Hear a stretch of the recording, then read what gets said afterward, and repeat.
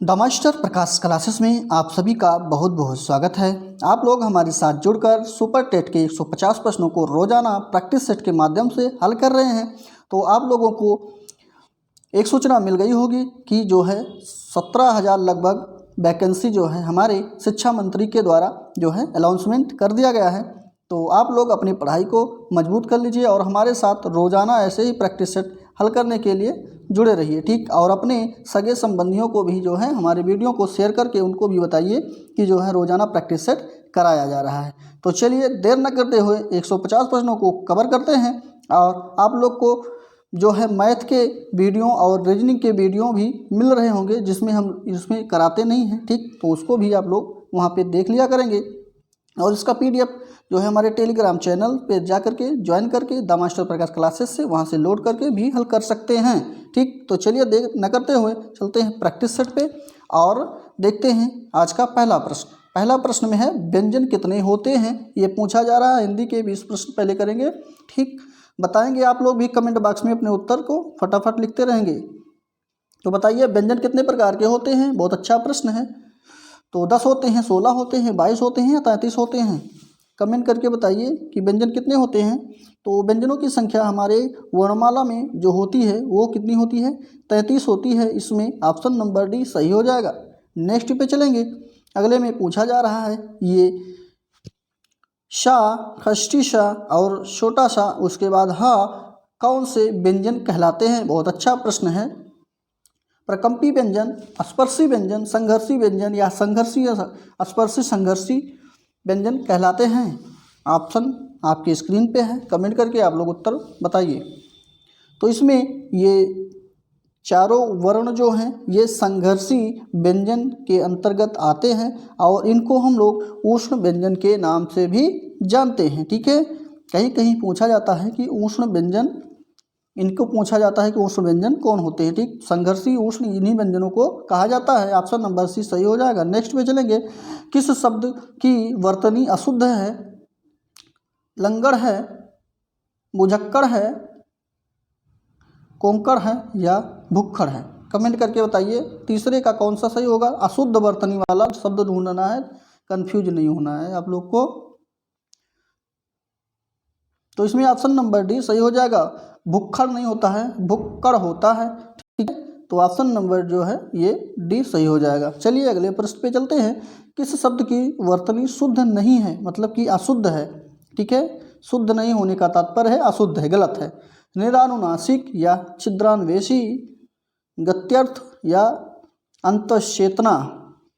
4 में option number D अंतश्चेतना बिल्कुल सही हो जाएगा। इसकी वर्तनी शुद्ध नहीं है, यह सत्य है, ठीक है।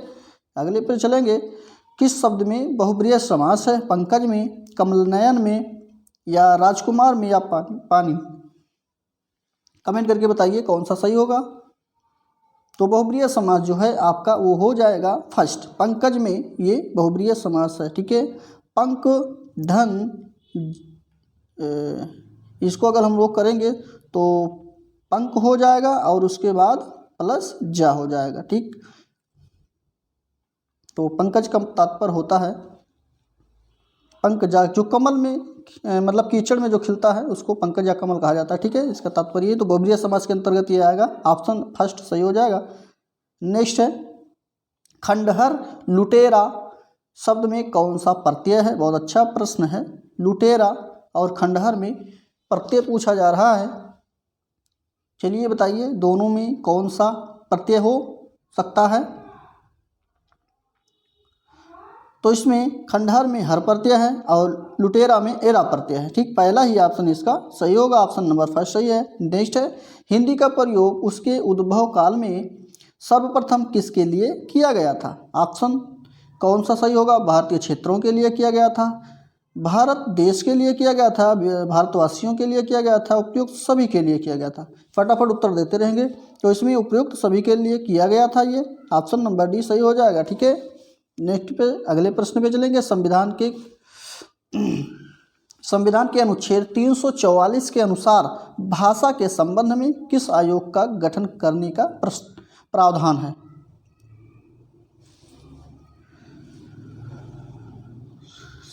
शाह आयोग, राजभाषा आयोग, योजना आयोग, अल्पसंख्यक आयोग, फटाफट उत्तर को देते रहेंगे। तो इसमें राजभाषा आयोग के तहत जो है अनुच्छेद 344 के अनुसार भाषा के संबंध में किसी आयोग का गठन करने का प्रावधान दिया गया है। ठीक, ऑप्शन नंबर बी इसका राइट आंसर हो जाएगा। नेक्स्ट है, हिंदी भाषा का जन्म कहाँ हुआ है या किस प्रकार से हुआ है? लैंगिक संस्कृत से हुआ है, पाली से हुआ है, पाली प्राकृत से हुआ है, या मगधी अपभ्रंश से हुआ है, वैदिक संस्कृति से हुआ है? तो संस्कृत, माफ कीजिएगा, हिंदी भाषा का जन्म जो हुआ है वो आपका पाली प्राकृत से हुआ है। ऑप्शन नंबर बी बिल्कुल राइट आंसर हो जाएगा। ठीक है, और देवनागरी लिपि जो होती है हिंदी की, देवनागरी लिपि है। ठीक है, ऑप्शन बी जो है इसका सही होगा। नेक्स्ट पे चलते हैं, किस शब्द में उपसर्ग है? तो उपसर्ग है कौन से शब्द में, ये बताना है। तो जो शब्द के पहले शब्द जुड़ते हैं उनको उपसर्ग कहा जाता है। ठीक है, और जो अंत में जुड़ते हैं, जैसे कार में उप जुड़ जाता है तो उपकार हो जाता है, ये उपसर्ग है। और पीछे जो जुड़ते हैं यहाँ पे तो वो क्या कहलाते हैं? आपका प्रत्यय कहलाते हैं। ठीक, तो इसमें कौन सा उपसर्ग है बताना है। प्रहार, पहाड़, कमल, कलश। तो इसमें फर्स्ट में जो है आपका क्या कहते हैं, पर उपसर्ग जुड़ा है, प्र उपसर्ग जुड़ा है। हार में जो है प्र उपसर्ग जुड़कर जो है प्रहार बनाया गया है। ऑप्शन फर्स्ट सही हो जाएगा। नेक्स्ट पे चलेंगे, हिंदी भाषा में मूलतः वर्णों की संख्या कितनी मानी गई है? बहुत अच्छा प्रश्न है। तो पूरे क्या कहते हैं वर्णमाला जो है उसमें कितनी संख्या है ये बताना है।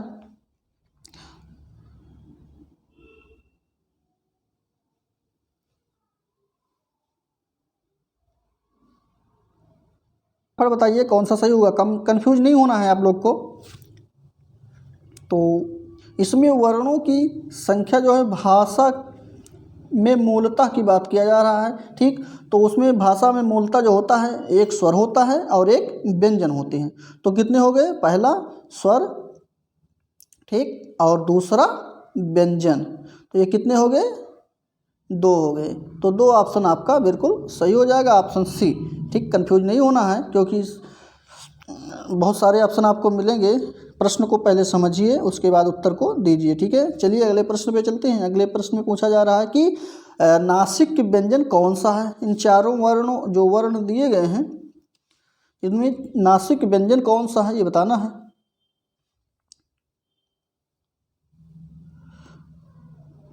तो पंचमा अक्षर के जो अंतिम अक्षर यानी पंचमा अक्षर के जो स्पर्शी व्यंजन का पंचमा अक्षर होता है, जैसे क, ख, ग, घ, जो ये वाला पंचमा अक्षर सारे जो होते हैं ये जो है नासिक व्यंजन कहलाते हैं। ठीक है, तो उसके अंतर्गत कौन आएगा देखते हैं। सभी लोग जानते हैं का, खा, गा, अंगा, अंगा जो है यहाँ हो जाएगा, इया, चाचा जा इया, टाठा डढ़ा। ठीक, उसके बाद ना, माँ, ये सारे क्या है? नासिक वर्ण या नासिक व्यंजन कहलाते हैं। तो ऑप्शन नंबर बी बिल्कुल सही हो जाएगा, ये चा वाले में, चाचा जहिया में आएगा। ठीक, नेक्स्ट पे चलेंगे। इसमें से एक तद्भव शब्द कौन सा है? तद्भव ढूंढना है। दिन है, अंधकार है, स्कंध है, कपास है। कमेंट करके बताएंगे फटाफट। तो इसमें कपास जो शब्द लिखा गया है ये तद्भव शब्द है, बाकी सारे तत्सम शब्द। नेक्स्ट पे चलेंगे, नारियल शब्द का तत्सम रूप क्या होता है? बहुत अच्छा प्रश्न है। नारियल का तत्सम बताना है। ये तद्भव शब्द है नारियल, इसका तत्सम क्या होता है? तो नारिकेल जो होता है ये नारियल का तत्सम होता है। ऑप्शन नंबर फर्स्ट सही हो जाएगा, नारिकेल। ठीक है, चलिए अगले प्रश्न की ओर बढ़ते हैं। विशेषण के कितने रूप होते हैं? बहुत अच्छा प्रश्न है। तो विशेषण के जो रूप होते हैं वो आपके 4 होते हैं। ठीक है, ऑप्शन जो है सी बिल्कुल राइट आंसर हो जाएगा।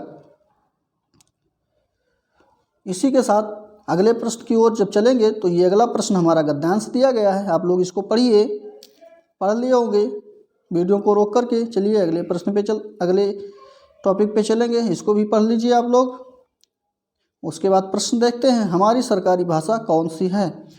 तो हमारी सरकारी भाषा जो है वो आपकी क्या कहते हैं, हिंदी है। ये ऑप्शन नंबर डी सही हो जाएगा। सभी जगहों पे हिंदी जो है मान्यता दिया गया है सरकारी भाषा के रूप में। अगले प्रश्न में राष्ट्रभाषा को उसका जायज़ हक क्यों नहीं मिल सका। तो भाषा जो हमारी उसका जायज़ हक क्यों नहीं मिल सका ये बताना है। तो उसका जायज़ हक ना मिलने का कारण है लोगों की स्वार्थ लोलुपता के कारण जो है उसका हक नहीं मिल पाया है। ऑप्शन नंबर सी सही हो जाएगा इसका। नेक्स्ट पे चलेंगे। तमिलनाडु का राजकाज किस भाषा में होता है। तो तमिलनाडु का जो राजकाज होता है सरकारी दफ्तरों में वो तमिल और अंग्रेजी में होता है। ऑप्शन नंबर सी सही हो जाएगा। ठीक, नेक्स्ट है कौन लोग चाहते हैं कि हिंदी का बोलबाला हो। चलिए ऑप्शन दिख रहा होगा आपको। तो कौन से लोग हैं जो चाहते हैं कि हिंदी का ही बोलबाला हो। तो वो दक्षिण भारत में हिंदी सीखने वाले लोग ही चाहते हैं कि हिंदी का बोलबाला हो। ऑप्शन नंबर सी इसका राइट आंसर होगा। नेक्स्ट पे चलेंगे। कौन सा कथन असत्य है ये बताना है। चलिए ऑप्शन आप लोग को दिख रहा होगा, गद्यांश भी पढ़े होंगे। तो बताइए कौन सा ऑप्शन इसका जो है गलत है, मतलब असत्य है। तो इसमें जो असत्य हो जाएगा वो आपका ऑप्शन नंबर डी सही असत्य हो जाएगा, क्योंकि तमिलनाडु आदि अनेक राज्य अपनी प्रादेशिक भाषाओं और हिंदी में काम करते हैं। ठीक है, ऐसा नहीं है, क्योंकि अभी इसके पहले ऊपर प्रश्नों में बताया गया कि जो है वो लोग तमिल और किस में, इंग्लिश में यानी अंग्रेजी में जो है अपना काम करते हैं। ठीक है, तो ये क्या है, गलत है। चलिए अगले प्रश्न पे चलेंगे। तो अगला प्रश्न हमारा हिंदी के पोर्शन से है। ऑप्शन दिख रहा होगा आप लोग को। तो 21 नंबर में फटाफट हम लोग बताते हैं, आप लोग देखिएगा इसको। तो इसके 21 में सी ऑप्शन सही हो जाएगा। ठीक, चलिए अगले प्रश्न को देखते हैं। डेरिवेशन जो है हमारे द्वारा नहीं कर पाया जा रहा है, क्योंकि जो है हमको इसमें प्रॉब्लम है। आप लोग को जब सर आ जाएंगे इंग्लिश वाले तो ये डेरिवेशन के साथ आपको बताया जाएगा। जिस प्रकार से मैथ को बताया जा रहा है, रीजनिंग को बताया जा रहा है, उसी प्रकार से इसको भी बताया जाएगा, संस्कृत को भी बताया जाएगा। बस सब्र रखिए, जल्द से जल्द आपको जो है टीचर मिल जाएंगे। ठीक है, तो चलिए देखते हैं 22 नंबर में कौन सा सही होगा। 22 नंबर में ऑप्शन सी सही हो जाएगा। नेक्स्ट 23 में, तो इसमें ऑप्शन नंबर सी सही हो जाएगा। नेक्स्ट है इसमें ऑप्शन नंबर फर्स्ट सही होगा, रिटन से। नेक्स्ट है पैराग्राफ को आप लोग पढ़ेंगे। चलिए देखिए, फिर आगे और लंबा चौड़ा पैराग्राफ दिया गया है। उम्मीद है कि पढ़ लिए होंगे। तो पढ़ने के साथ चलिए प्रश्न को देखते हैं। तो 25 नंबर प्रश्न में ऑप्शन जो सही होगा इस जो दिया गया था उसके अनुसार सी ऑप्शन सही हो जाएगा। ठीक है, नेक्स्ट पे चलेंगे 26 नंबर में। तो 26 नंबर में ऑप्शन बी सही हो जाएगा। नेक्स्ट है 27, इसमें ऑप्शन नंबर फर्स्ट सही होगा। पढ़ना ही होता तो हम पढ़कर बता सकते हैं, लेकिन समझाना भी ज़रूरी है आप लोग को। तो 28 में ऑप्शन नंबर सी इसका राइट आंसर होगा। ठीक, 29 आप लोग इसको पढ़िएगा, सी सही हो जाएगा 29 में। उसके बाद 30 नंबर में जो सही होगा वो आपका फर्स्ट सही होगा। ठीक है, नेक्स्ट संस्कृत का पोर्शन है, संस्कृत को देखते हैं। तो इसमें जो 31 नंबर में सही होगा वो आपका सही हो जाएगा बी ऑप्शन। नेक्स्ट है पवित्रम में संधि विच्छेद करना है। तो पवित्रम का जो संधि विच्छेद हो जाएगा वो आपका पो धन इत्रम, ऑप्शन नंबर फर्स्ट सही हो जाएगा। नेक्स्ट है संस्कृत में कितने लिंग होते हैं। तो संस्कृत में जो लिंग होते हैं वो 3 होते हैं, ऑप्शन नंबर इसका बी सही होगा। नेक्स्ट है हल संधि किसे कहते हैं। 2 ही होते हैं, एक हच होता है, एक हल होता है। तो हल संधि के बारे में पूछा जा रहा है, तो इसमें ऑप्शन नंबर जो है बी सही हो जाएगा। ठीक, अच्छा जो होते हैं वो स्वर संधि कहलाते हैं, और ये हल जो दिया गया है ये व्यंजन संधि कहलाएंगे। ठीक, नेक्स्ट पे चलेंगे। 35 नंबर में फर्स्ट सही हो जाएगा आत्मा का। नेक्स्ट है चंद्रशेखर में समास बताना है, तो इसमें ऑप्शन नंबर डी सही होगा। बहुब्रीहि समास है चंद्रशेखर में। नेक्स्ट है यदा यदा ही धर्मस्य ग्लानि भवति भारत, उक्त अंश का वक्ता क्या है, वक्ता कौन है ये बताना है। तो इसमें श्री कृष्ण के द्वारा इस वाक्य को बोला गया, ठीक है। नेक्स्ट है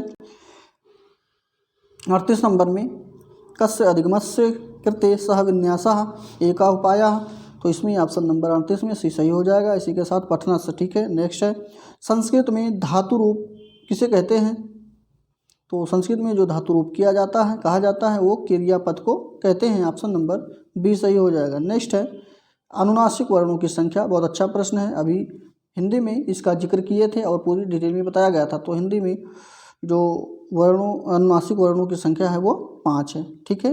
वो उन्हीं आसपासी व्यंजनों के अंतिम पंचमाक्षर जो 5 होते हैं वही पाँचों हो जाएंगे, ठीक है। चलिए अगले प्रश्न पे चलते हैं। विज्ञान के प्रश्नों को देखते हैं। रसोई गैस मुख्य रूप से किन दो गैसों का मिश्रण होता है, जो हम लोग एलपीजी घरों में खाना बनाने के काम में लेते हैं, वो दो गैसों का मिश्रण होता है। वो कौन से दो गैस हैं ये बताना है। तो उसमें प्रोपेन और ब्यूटेन जो है मिलाया जाता है गैस में, लेकिन ये दोनों गैसें जो हैं गंधहीन होती हैं। तो उसमें गंध को उत्पन्न करने के लिए क्या मिलाया जाता है, मरकेप्टन को मिलाया जाता है, जिससे कि गंध हम लोग को महसूस होता है, ठीक है। तो इसमें ऑप्शन सी सही हो जाएगा, प्रोपेन और ब्यूटेन, ऑप्शन नंबर सी सही हो जाएगा। नेक्स्ट इसी के साथ चलते हैं।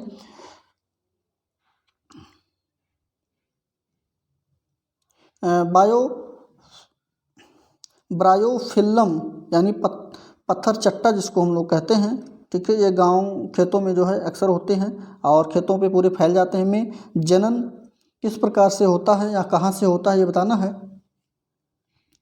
तो बायोफिल्म में जो जनन होता है वो पत्तियों के द्वारा हो जाता है, ठीक है। ऑप्शन नंबर 20 का सही हो जाएगा।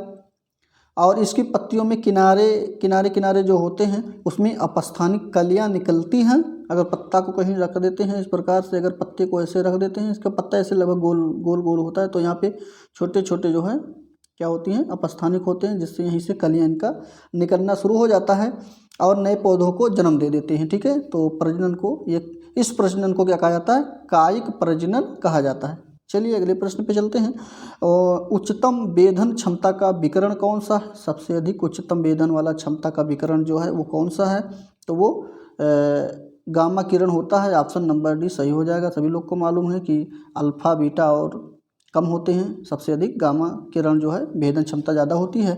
चलिए अगले प्रश्न की तरफ बढ़ते हैं। आमों को कृत्रिम रूप से पकाने के लिए किस रसायन का इस्तेमाल किया जाता है, तो आमों को जो पकाने के लिए इस्तेमाल किया जाता है रसायन का, वो कौन सा रसायन है ये बताना है।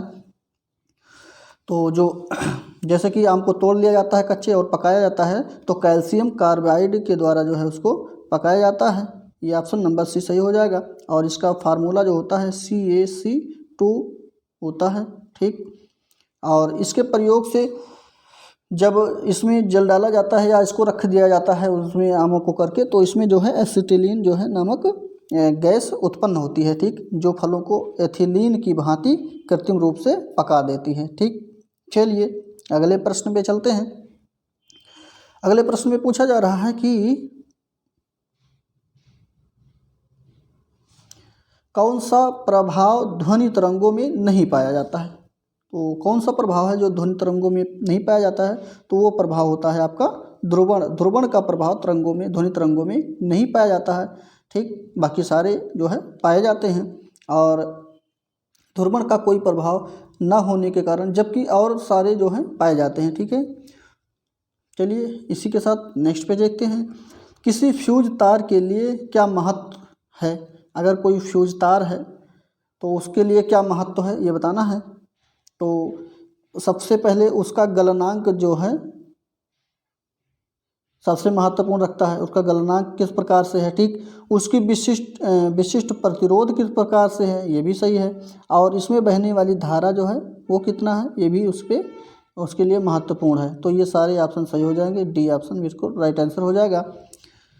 क्योंकि फ्यूज जो है विद्युत उपकरणों में अंकित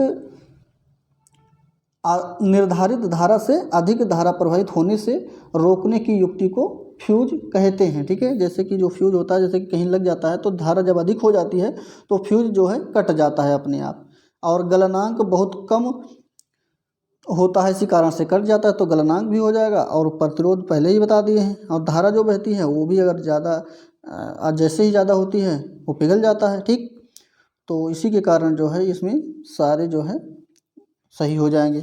नेक्स्ट है आपका, धातु परमाणु से युक्त विटामिन कौन सी है? 47 में कौन सा सही होगा आपका? तो जो धातु परमाणु के से युक्त विटामिन है वो आपका विटामिन B6 है। ऑप्शन नंबर 20 का राइट आंसर हो जाएगा। ठीक, नेक्स्ट है, अत्यधिक व्यायाम के पश्चात किस पदार्थ के संचय के कारण थकान महसूस होती है?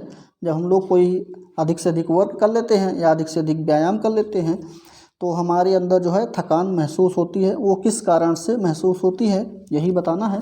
तो लैक्टिक अम्ल के कारण हमको थकान महसूस होती है। ऑप्शन नंबर सी इसका सही आंसर हो जाएगा। ठीक, और थकान जो है दो प्रकार की होती है। पहला जो होती है न्यूरल थकान होती है, दूसरा मसल्स थकान होती है। मसल्स थकान के अधिक पेशीय संकुचन के कारण हो जाता है। जैसे कि पेशी जो हमारी मांसपेशियां होती हैं उसमें जब संकुचन हो जाता है तो उसको हम लोग मसल्स थकान के नाम से जानते हैं। ठीक, जिसमें जानते हैं एड्रेनोट्राइफास्फेट होता है, इसका पूरा नाम है। ठीक, ग्लाइकोजन क्रिएटिन फास्फोरस के अणुओं का समावेशन जिसमें होता है। ठीक है, तो इसमें ऑप्शन नंबर सी लैक्टिक अम्ल सही हो जाएगा इस प्रश्न का। अगले पे चलेंगे, इंसुलिन फार्मेसी परिवर्तन का क्या करता है? इंसुलिन फार्मेसी परिवर्तन जो करता है वो कौन सा ऑप्शन सही हो जाएगा? तो इसमें ऑप्शन नंबर बी आपका सही हो जाएगा। ये ग्लूकोज को ग्लाइकोजन में जो है परिवर्तित कर देता है। ठीक है, नेक्स्ट पे चलेंगे, कौन सा अभ्रूणीय पादप का उदाहरण है? तो अभ्रूणीय पादप का उदाहरण जो है वो आपका यूलोथ्रिक्स, ऑप्शन नंबर डी सही हो जाएगा। नेक्स्ट है, गणित के प्रश्न हमने पहले ही बता दिया कि आप लोग गणित के प्रश्नों को हल करने के लिए सुबह या शाम में जो है सर के द्वारा इसके प्रैक्टिस सेट को रोजाना कराया जा रहा है। जो पीछे प्रैक्टिस सेट करा दिया गया है उसको कराया जा रहा है। ठीक है, वहाँ से आप लोग जाके करेंगे।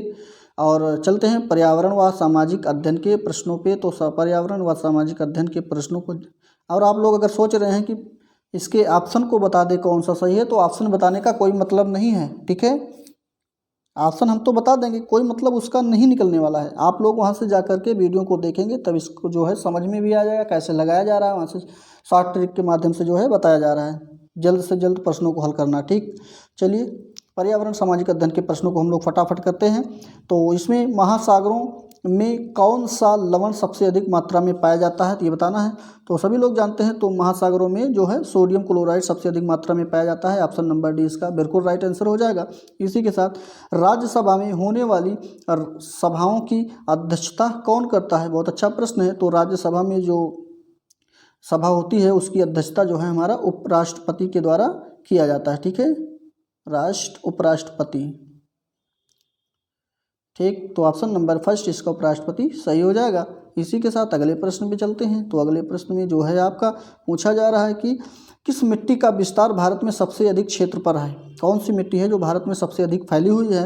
तो वो ऑप्शन जलोढ़ मिट्टी आपका सही हो जाएगा। बी जो है बिल्कुल यही मिट्टी जो है हमारे पूरे भारत में अधिकांश स्थानों पे अधिकांश क्षेत्रों में पाई जाती है। नेक्स्ट है, वाहनीय ईंधनों में जो वाहनीय ईंधन है इनमें से किसको आजकल पर्यावरण स्नेही माना जाता है? तो 74 में ये संपीड़न प्राकृतिक गैस का मतलब होता है CNG। ठीक, CNG के माध्यम से जो गाड़ियां आजकल चल रही हैं उन्हीं को जो है पर्यावरण स्नेही माना जाता है। ऑप्शन नंबर डी जो है इसका बिल्कुल राइट आंसर हो जाएगा। नेक्स्ट है, किसी परितंत्र में तत्वों का चक्रण जो है क्या कहलाता है?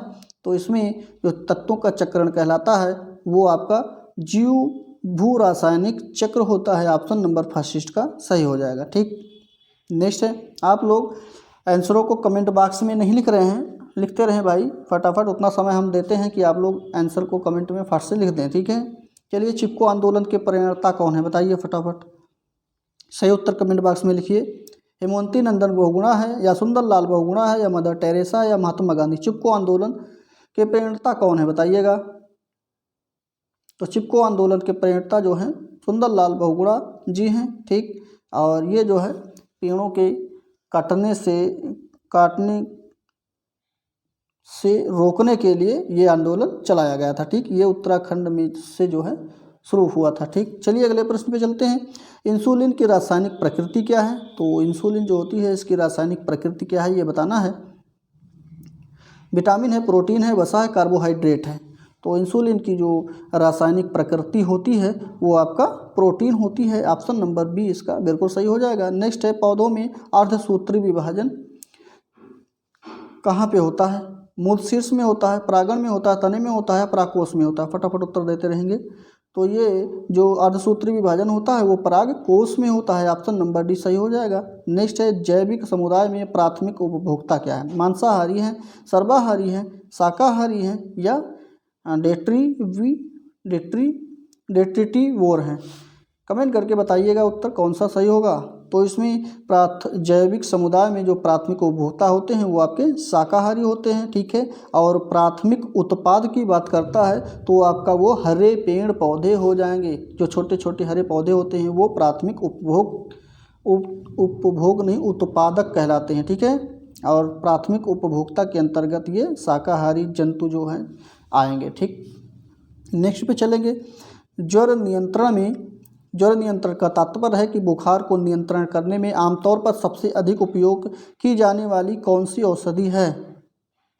तो आप लोग सभी लोग जानते हैं गांव में अक्सर जो है पैरासीटामॉल को मंगाकर जब बुखार होता है तो हम लोग यूज कर लेते हैं, ठीक। तो पैरासीटामॉल ही जो है ज्वर को नियंत्रण करने में आमतौर पर सबसे अधिक प्रयोग की जाने वाली औषधि होती है, ठीक। ऑप्शन नंबर इसका सी सही होगा। नेक्स्ट पे चलेंगे। शिक्षण कौशल के प्रश्नों को देखेंगे। समावेशित विद्यालय योजना के संदर्भ में कौन सा कथन गलत है। तो गलत कथन देखना है। चलिए ऑप्शन आप लोग को दिख रहा होगा, बताइएगा कौन सा ऑप्शन सही होगा। तो 81 में जो सही हो जाएगा वो आपका ऑप्शन नंबर कौन सा सही होगा कमेंट करके बताइए फटाफट। तो सी ऑप्शन इसका सही हो जाएगा, जो कि विशेष आवश्यकताओं वाले विद्यार्थियों के लिए विद्यार्थियों में जो है आत्महीनता की भावना का विकास करना ही विद्यालय के लिए ये सबसे गलत हो जाएगा, ठीक है। आत्महीनता की भावना विशेष आवश्यकता वाले नहीं, विशेष आवश्यकता देखिए जहाँ पे समावेशी की बात किया जाता है वहाँ पे विशेष आवश्यकता वाले विद्यार्थियों की बात नहीं होती है, वहाँ पे सभी विद्यार्थियों की बात हो जाएगी, इसलिए ये ऑप्शन गलत हो जाएगा, ठीक। चलिए अगले प्रश्न की ओर चलते हैं।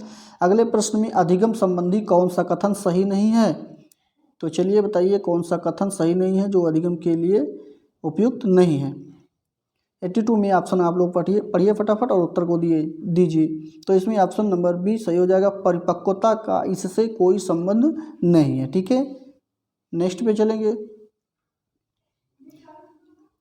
विद्यार्थियों को विद्यालय में खेल क्यों खेलने चाहिए। तो चलिए बताइए विद्यार्थियों को विद्यालय में क्यों खेलने चाहिए खेल को। क्योंकि यह सहयोग एवं शारीरिक संतुलन का विकास करेगा और सामाजिकता की भी विकास करता है। ऑप्शन नंबर डी सही हो जाएगा। नेक्स्ट है, कौन सा प्रश्नावली विधि का दोष नहीं है। प्रश्नावली विधि का दोष कौन सा नहीं है ये बताना है। 3 दोष है, 1 नहीं है। तो इसमें बी ऑप्शन जो है ये प्रश्नावली दोष नहीं है। इस विधि में अनेक व्यक्तियों के विचार जाने जा सकते हैं, नहीं, ठीक। ये ऑप्शन गलत है, बाकी सारे सही हैं। नेक्स्ट पे चलेंगे। कौन सी शिक्षण अधिगम से संबंधित समस्या है। चलिए बताइए शिक्षण अधिगम से संबंधित समस्या कौन सी है। फर्स्ट ऑप्शन सही होगा, क्योंकि विषय वस्तु को समझने की समस्या जो है यही जो है शिक्षण अधिगम से संबंधित समस्या हो जाएगी। ऑप्शन नंबर फर्स्ट इसका सही होगा। नेक्स्ट है, अभ्यास द्वारा सीखना किसका परिमार्जन है। तो वो क्या कहलाता है, अगर अभ्यास के द्वारा जो सीखते हैं वो क्या कहलाता है। अभिप्रेरणा होती है, व्यवहार होता है, मूल प्रवृत्ति होती है, अंतर्नोद होता है। 86 में ऑप्शन नंबर ये व्यवहार होती है, जिसके माध्यम से हम लोग परिमार्जन करते हैं, ठीक। यही अभ्यास के द्वारा सीखना होता है। नेक्स्ट है, प्रतिभाशाली बच्चों की पहचान की विधि कौन सी है। अगर कोई बच्चा प्रतिभाशाली है तो उसको पहचानने के लिए हम किस विधि का प्रयोग करेंगे। उसका अवलोकन के द्वारा करके जो है पहचान करेंगे, बुद्धि परीक्षण के द्वारा या व्यक्तित्व परीक्षण के द्वारा या सभी के द्वारा। तो उसको हम लोग सभी के द्वारा, चाहे वो अवलोकन हो, चाहे बुद्धि परीक्षण हो या व्यक्तित्व परीक्षण हो, इसी की सभी के द्वारा जो है हम लोग उसकी पहचान कर सकते हैं। ऑप्शन नंबर डी इसका राइट आंसर हो जाएगा। नेक्स्ट है, ऑपरेशन ब्लैक बोर्ड योजना में सम्मिलित नहीं है, तो क्या नहीं सम्मिलित है ये बताना है। 2 कमरे, 2 शिक्षक, कतिपय शिक्षण सामग्री या टेलीविज़न, क्या नहीं संबंधित है ये बताना है।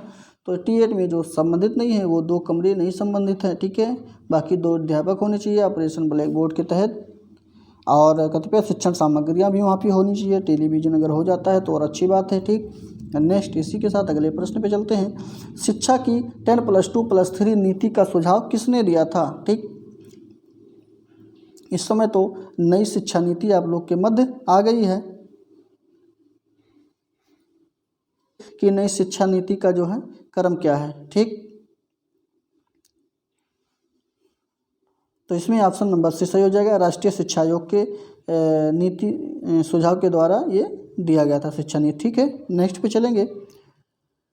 नेक्स्ट में पूछा जा रहा है, राष्ट्रीय शिक्षा नीति NEP को संसद द्वारा पूर्व में स्वीकृत किया गया था, इसके पूर्व में स्वीकृत किया गया था ये बताना है। तो ये जो स्वीकृत किया गया था वो 1986 में स्वीकृत किया गया था। ऑप्शन नंबर सी जो है माफ़ कीजिएगा, ए जो है सही हो जाएगा, ठीक है। बाल मनोविज्ञान के प्रश्नों को देखेंगे। बाल मनोविज्ञान में कह रहा है पहला प्रश्न, किसी भी बालक के मानसिक रूप से अस्वस्थ होने का कारण क्या है। तो इसका मानसिक रूप से अस्वस्थ होने का कारण जो है वो आपका ये सारे हो जाएंगे, ठीक है। क्योंकि परिवार का वातावरण अगर सही नहीं है तो भी बालक जो है मानसिक रूप से परेशान रहेगा। कक्षा का वातावरण नहीं सही है तो भी दिक्कत है। पास पड़ोस का वातावरण नहीं है तो वातावरण चाहे जो भी सही नहीं होगा तो बालक हमेशा परेशान होगा। तो ऑप्शन नंबर डी जो है बिल्कुल सही हो जाएगा, सारे ऑप्शन, ठीक।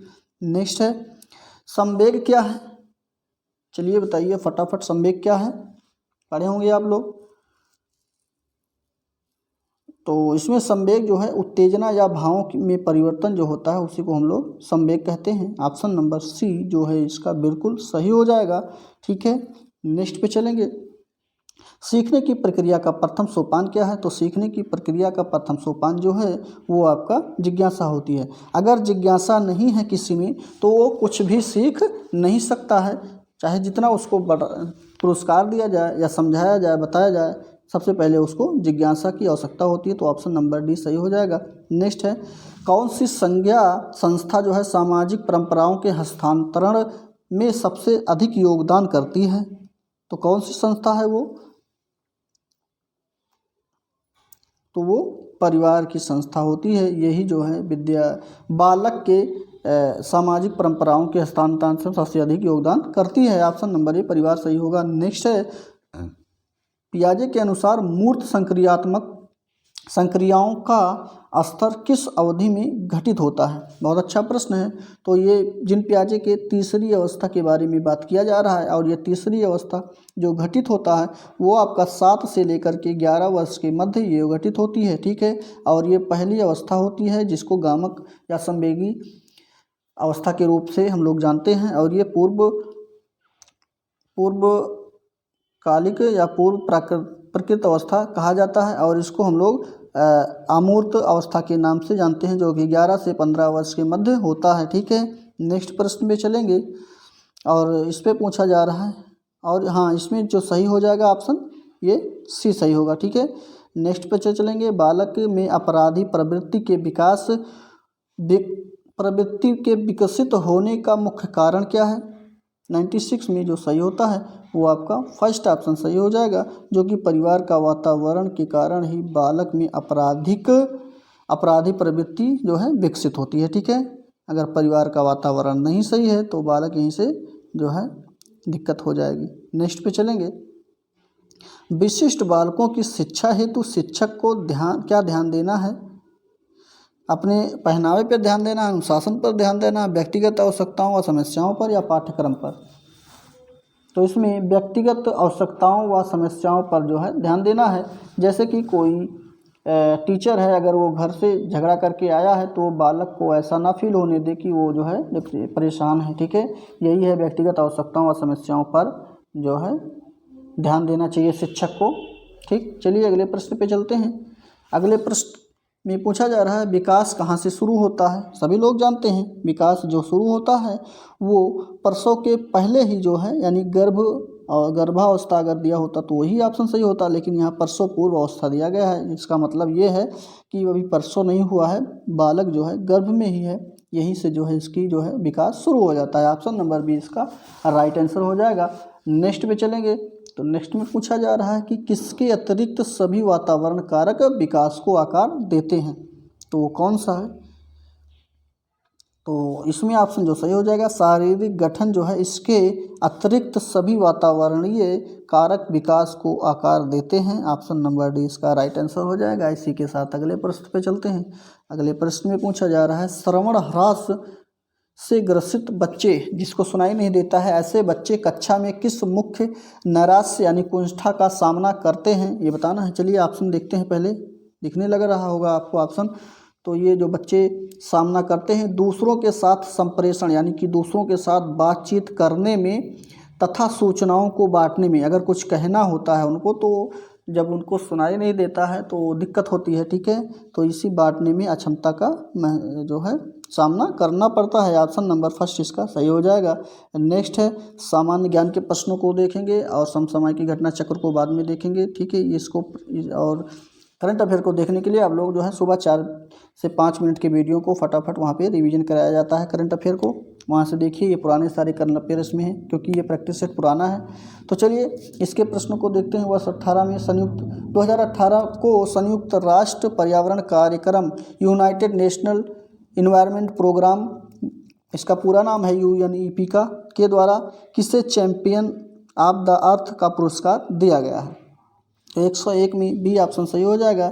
ये भारत के प्रधानमंत्री नरेंद्र मोदी को दिया गया है ऑफ द अर्थ का पुरस्कार है, champion of the earth. Next पे चलेंगे। उत्तर प्रदेश का 17वां नगर निगम किसे बनाया गया। बहुत अच्छा प्रश्न है, सभी लोग को मालूम होगा कि 17वां जो है नगर निगम बनाया किसे गया है, तो ये जो है शाहजहाँपुर को बनाया गया है। ऑप्शन नंबर डी इसका राइट आंसर हो जाएगा। नेक्स्ट है क्षेत्रफल की दृष्टि से उत्तर प्रदेश का भारत में कौन सा स्थान है। तो क्षेत्रफल की दृष्टि से पूछा जा रहा है इसमें। जनसंख्या की दृष्टि से तो उत्तर प्रदेश पहले स्थान पे है ही भारत का, लेकिन क्षेत्रफल की दृष्टि से चौथा स्थान रखने वाला उत्तर प्रदेश भारत का राज्य है, ठीक है। तो इसमें ऑप्शन नंबर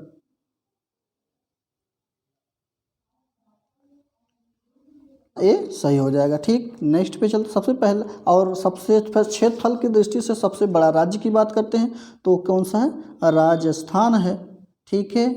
कौन सा है, राजस्थान है। और सबसे छोटा की बात किया जाएगा तो वो गोवा हो जाएगा आपका, क्या, गोवा, ठीक। चलिए अगले प्रश्न पे चलते हैं। प्लासी के युद्ध में लॉर्ड क्लाइव ने किसको हराया था। मीर जाफ़र को, सिराजुद्दौला को, या बहादुर शाह जफर को, या मीर कासिम को। तो 104 में जो सही होगा वो सिराजुद्दौला को जो है प्लासी के युद्ध में लॉर्ड क्लाइव अंग्रेज थे तो उनके द्वारा इनको हराया गया था। चलिए अगले प्रश्न पे चलते हैं। अगले प्रश्न में कह रहा है कि किसे मसालों का प्रदेश कहा जाता है। बहुत अच्छा प्रश्न है। मसालों का प्रदेश किस राज्य को कहा जाता है। तो ये केरल राज्य को मसालों का प्रदेश कहा जाता है, सभी लोग जानते हैं। चलिए समय न गंवाते हुए अगले प्रश्न पे चलते हैं। कुतुब मीनार का निर्माण कार्य पूरा करवाने का श्रेय किसे दिया जाता है। तो आप लोग को हम बताते हैं कि कुतुब मीनार को 3 लोगों ने जो है इसमें काम किया है कुतुब मीनार में, ठीक है। तो लेकिन पूरा करवाने का श्रेय किसे दिया जाता है ये पूछा जा रहा है इसमें। तो इसमें 106 में ऑप्शन नंबर जो है आपका बी सही हो जाएगा, जो कि इल्तुतमिश ने जो है इसको पूरा करवाया था। ऑप्शन नंबर बी इसका राइट आंसर होगा, ठीक है। और अगर बात करते हैं इसको प्रारंभ किसने करवाया था, बनवाने का कार्य किसने शुरू किया था, तो कुतुबुद्दीन ऐबक के द्वारा ये शुरू किया गया था, ठीक है। और समापन इल्तुतमिश के द्वारा कराया गया, ठीक। चलिए अगले प्रश्न पे चलते हैं। अगले प्रश्न में पूछा जा रहा है मयूर सिंहासन पर बैठने वाला अंतिम मुगल शासक कौन था। तो 107 में जो ऑप्शन सही होगा वो आपका ऑप्शन नंबर देखते हैं कौन सा सही होगा। जहांदार शाह होगा, बहादुर शाह जफर होगा, या आलम शाह होगा, या मोहम्मद शाह होगा। तो इसका ऑप्शन नंबर डी सही हो जाएगा। मोहम्मद शाह जो है ये मयूर सिंहासन पर बैठने वाला अंतिम मुगल शासक था।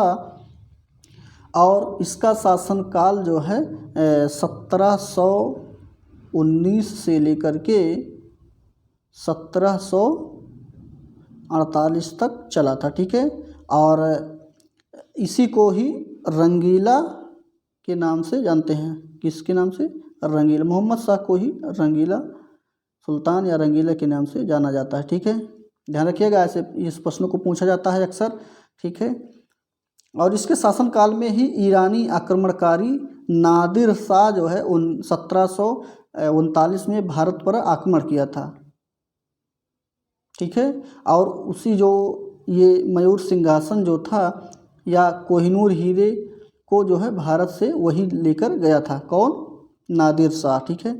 जो मयूर सिंहासन पे जो क्या कहते हैं वो कोहिनूर हीरे लगा था, उसको भारत से ले गया था, ठीक है। नेक्स्ट पे चलेंगे।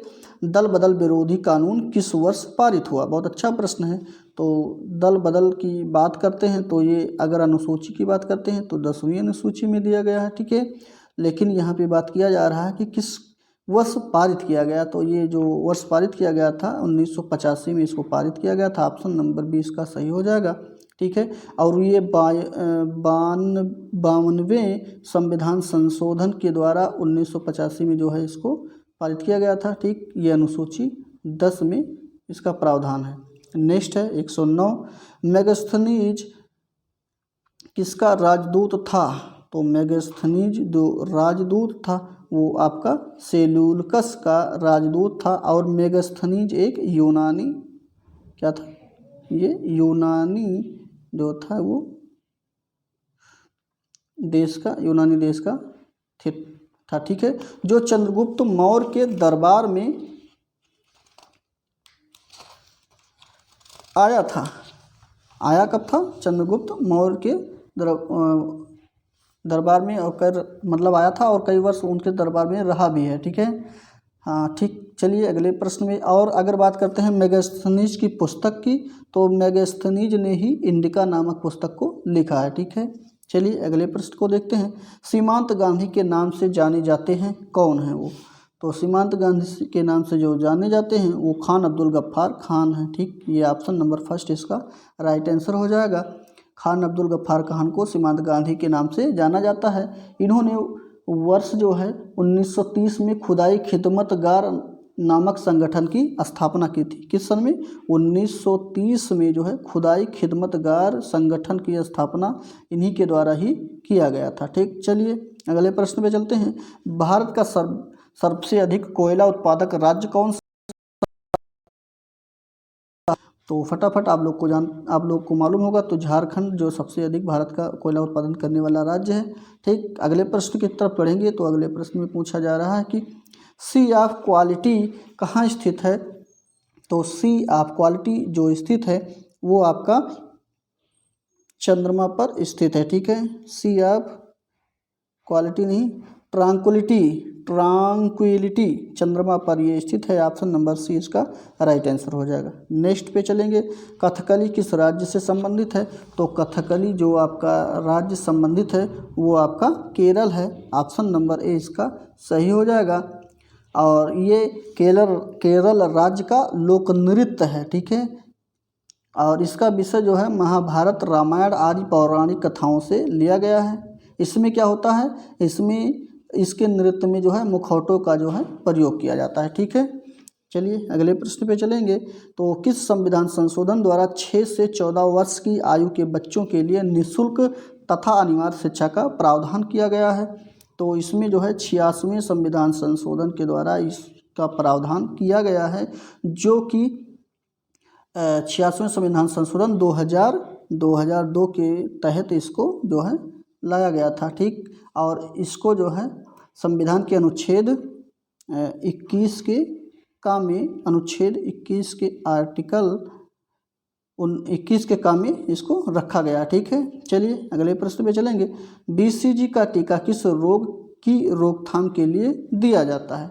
तो BCG का टीका जो दिया जाता है वो आपका किसके रोकथाम के लिए दिया जाता है ये बताना है। वो भी TB या क्षय रोग के रोकथाम के लिए दिया जाता है। ऑप्शन नंबर फर्स्ट इसका सही होगा। नेक्स्ट है, शरीर में हीमोग्लोबिन का मुख्य कार्य क्या है? तो शरीर में हीमोग्लोबिन का जो मुख्य कार्य होता है वो लाल रुधिर कणिकाओं में ऑक्सीजन का परिवहन सुचारू रूप से बनाए रखना ही इसका काम होता है। और हीमोग्लोबिन में ही लौह तत्व यानी कि आयरन उपस्थिति रहता है। तो इसमें जो सही हो जाएगा वो आपका ऑप्शन नंबर सी बिल्कुल राइट आंसर हो जाएगा, ऑक्सीजन परिवहन। नेक्स्ट है 117, रतौंधी किस विटामिन की कमी के कारण होता है? बहुत अच्छा प्रश्न है। तो रतौंधी रोग जो होता है वो आपका विटामिन सी के कारण, माफ़ कीजिएगा, विटामिन ए के कारण जो होता है। ऑप्शन नंबर सी में दिया गया है, सी में दिया गया है विटामिन ए के कारण होता है, ठीक है, कंफ्यूज नहीं होना है। और विटामिन सी के कारण स्कर्वी रोग हो जाता है। ठीक, कौन सा रोग? स्कर्वी रोग, जिसमें जो है मसूड़े, दांतों के मसूड़े जो है से पस निकलता है। और विटामिन बी से की कमी से बेरी रोग होता है। नेक्स्ट है कौन सा शहर गुलाबी नगरी के नाम से जाना जाता है? तो गुलाबी नगरी के नाम से जाना जाने वाला शहर जयपुर है। आपका ऑप्शन नंबर डी सही हो जाएगा। नेक्स्ट है कौन सी मिट्टी कपास मिट्टी के नाम से जानी जाती है? तो कपास मिट्टी के नाम से जानी जाने वाली मिट्टी को काली मिट्टी के नाम से हम लोग जानते हैं। तो काला मिट्टी या काली मिट्टी, ऑप्शन नंबर सी बिल्कुल सही हो जाएगा। और यह मिट्टी जो है कपास उगाने के लिए सबसे अधिक जो है काम में आती है, जो कि ऑप्शन में पूछा ही गया है। और इस मिट्टी का निर्माण अगर बात करते हैं तो ज्वालामुखी से निर्मित बेसाल्ट जो चट्टानों निकलते हैं वहाँ से लावा के रूप में, उसी के द्वारा ये होती है, ठीक है।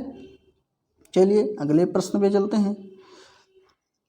उत्तर प्रदेश में चकबंदी किस वर्ष प्रारंभ हुई? तो उत्तर प्रदेश में चकबंदी जो प्रारंभ हुआ है 1954 में इसका प्रारंभ हुआ है। ऑप्शन नंबर बी इसका राइट आंसर हो जाएगा। और चकबंदी योजना एक कल्याणकारी योजना है जिसका संबंध भूमि सुधार कार्यक्रम के अंतर्गत बिखरे हुए खेतों को एक समय यानी कि इकट्ठा करके रखना होता है।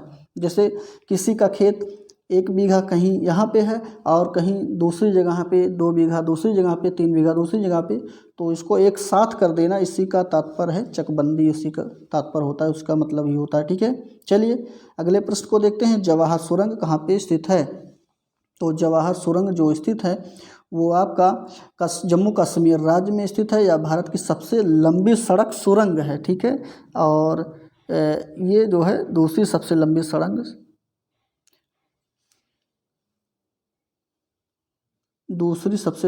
है। तो जम्मू कश्मीर इसका ऑप्शन सही हो जाएगा। जवाहर सुरंग जम्मू कश्मीर में स्थित है, ठीक है।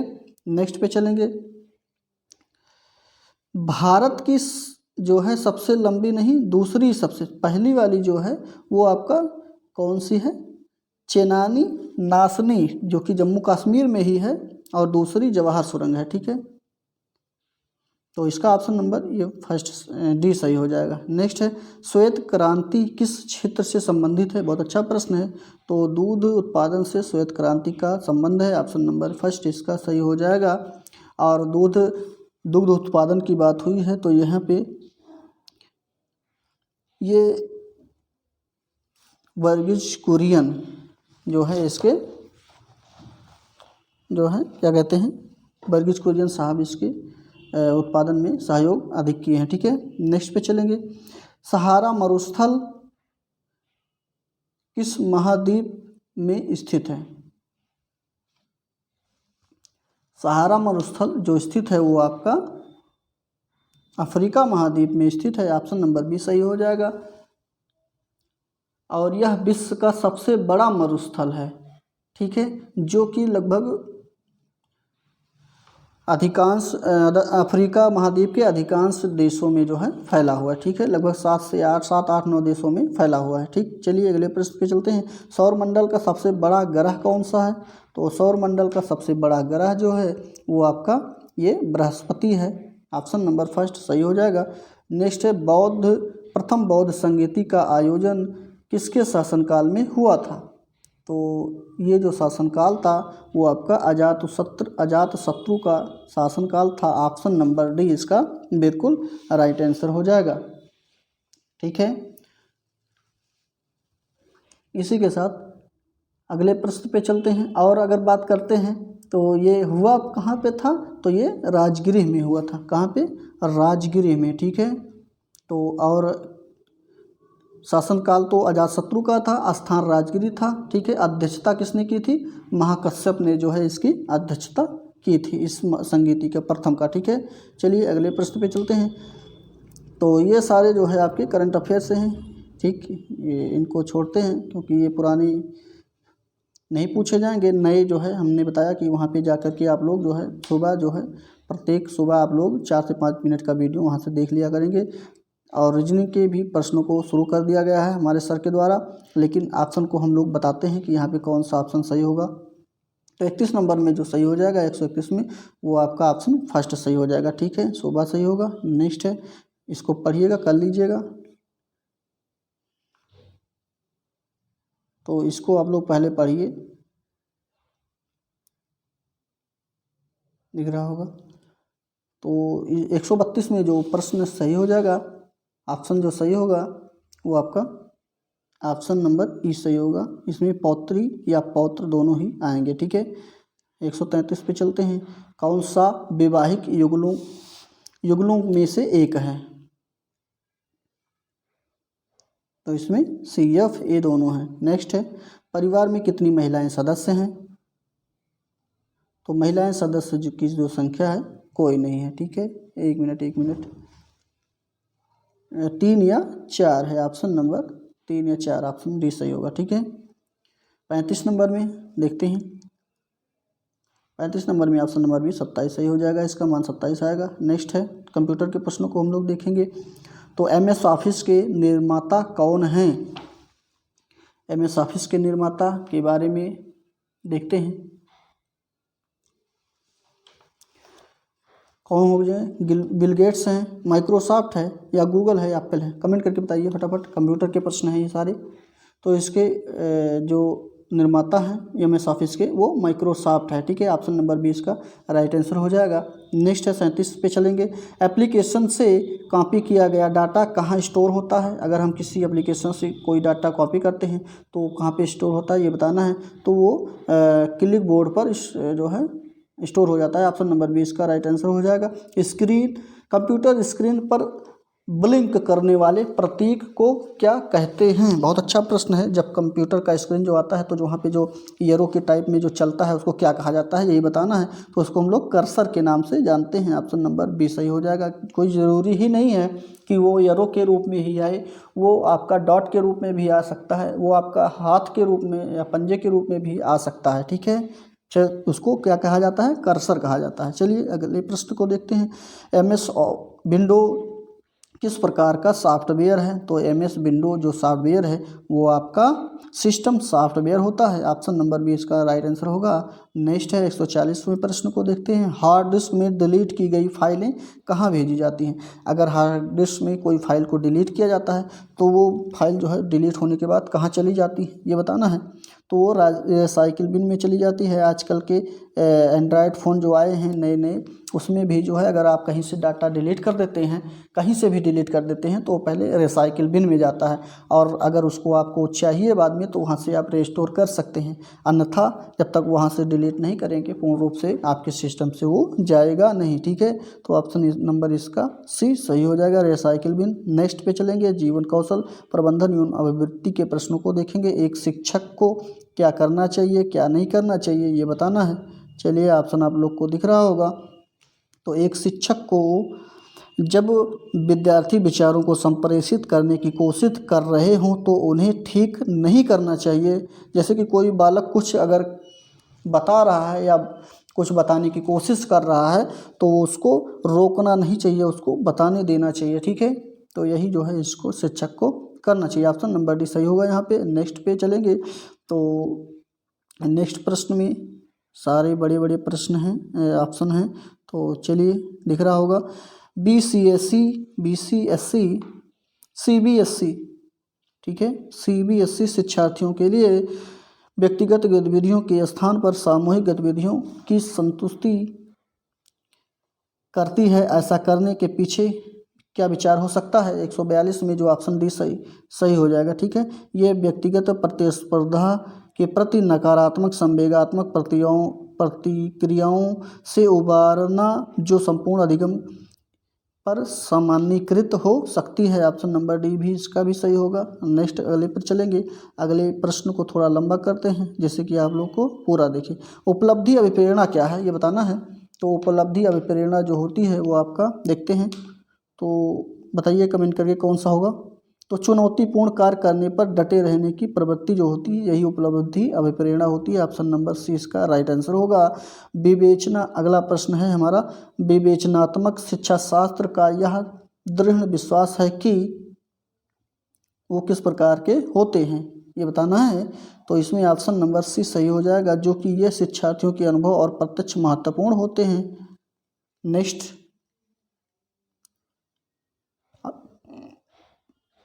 अभिप्रेरणा के सिद्धांतों के अनुसार एक शिक्षक किसके द्वारा सीखने को संवर्धित कर सकता है। तो 145वीं ऑप्शन डी सही हो जाएगा, क्योंकि विद्यार्थियों से बहुत अधिक उच्च अपेक्षाएं रखने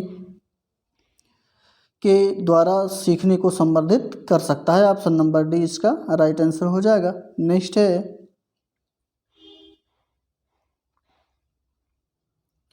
शिक्षकों को यह सलाह दी जाती है कि वे अपने शिक्षार्थियों को सामूहिक गतिविधियों में शामिल करें, क्योंकि सीखने को सुगम बनाने के अतिरिक्त किस में भी सहायता करती है। 146 में ऑप्शन नंबर फर्स्ट सही हो जाएगा, ये दुश्चिंता में भी सहायता करती है। ऑप्शन नंबर फर्स्ट सही हो जाएगा। नेक्स्ट है, शांति की स्थापना के लिए किस मूल्य की आवश्यकता होती है। अगर किसी क्लास में आपको शांति बनाए रखना है तो आपको किसकी आवश्यकता अधिक होगी। तो ये आवश्यकता जो हो जाएगी वो आपको संवैधानिक मूल्यों की आवश्यकता अधिक होगी। ऑप्शन नंबर फर्स्ट इसका, यहाँ क्लास की बात नहीं है, ठीक है, दूसरा तात्पर्य है इसका, यहाँ पे संवैधानिक मूल्यों की आवश्यकता होगी। ऑप्शन नंबर जो है इसका फर्स्ट यानी ए सही हो जाएगा। नेक्स्ट, इसी के साथ अगले प्रश्न में चलेंगे। संविधान में कितने मूल अधिकार हैं। तो संविधान में मूल अधिकारों की संख्या कितनी है, कितनी थी, कमेंट करके आप लोग बताएंगे। तो इसमें जो प्रश्न पूछा जा रहा है, इस वर्तमान में 6 मौलिक अधिकार हैं आपके, ठीक है, और कितनी थी, 7 थी, एक को हटा दिया गया है। वो एक क्या है जो हटाया गया है, वो संपत्ति का अधिकार है, जिसे कानूनी अधिकार के रूप में बदल दिया रखा गया है ले जा करके, ठीक है, 300 के किसमें 300 के काम में ले जा करके रख दिया गया है और ये एक कानूनी अधिकार बन गया है। नेक्स्ट पे चलेंगे, पुरस्कार का उद्देश्य क्या है। तो पुरस्कार का उद्देश्य जो है वो आपका उपयुक्त सभी हो जाएंगे, जो कि चरित्र निर्माण करना भी होता है, अनुशासन का निर्माण करना होता है, रुचि का निर्माण करना। तो उपयुक्त सारे ऑप्शन सही हो जाएंगे, तीनों सही होने के साथ साथ। नेक्स्ट पे चलेंगे और ये अंतिम प्रश्न है इस प्रैक्टिस सेट का, देखते हैं, छोटा ही नहीं हो रहा है। पहले प्रश्न पढ़ते हैं। प्राथमिक स्तर पर एक शिक्षक में निम्न में से किससे सबसे महत्वपूर्ण विशेषता जो है मानना चाहिए। धैर्य और दृढ़ को, शिक्षण पद्धतियों और विषयों के ज्ञान में दक्षता को, अति मानक भाषा में पढ़ाने में दक्षता को, या पढ़ाने की उत्सुकता को। तो जो सबसे महत्वपूर्ण विशेषता मानना चाहिए वो आपका ये मानना चाहिए कि शिक्षण पद्धति और विषयों के ज्ञान में दक्षता जब होती है तो सबसे अच्छा यही हो जाता है। तो ऑप्शन नंबर बी आपका सही हो जाएगा। यहाँ पे बी बना लीजिएगा भाई, सी ही हो गया है, तो ऑप्शन नंबर ये बी जो है सही हो जाएगा, ठीक है। और ये आपका जो है पूरा 150 प्रश्नों को हम लोग हल कर लिए हैं, ठीक। तो ऐसे ही आप लोग हमारे साथ जो है बने रहिए, पढ़ाई करते रहिए, प्रैक्टिस सेट हमारे साथ मिलकर करिए। अपने सगे संबंधियों को भी बताइए कि हमारे द्वारा जो है प्रैक्टिस सेट को कराया जा रहा है। आप लोग की वैकेंसी का अनाउंसमेंट भी हो गया है, लगभग ये जल्द से जल्द आप लोग को फॉर्म भरने के लिए जो है मिल जाएगा। और सगे संबंधियों को भी बताएं कि हमारे साथ जुड़कर प्रैक्टिस सेट करें, जिससे कि उनकी जो है पढ़ाई मजबूत हो सके, ठीक। तो चलिए मिलते हैं अगले प्रैक्टिस के साथ, तब तक के लिए बहुत बहुत धन्यवाद।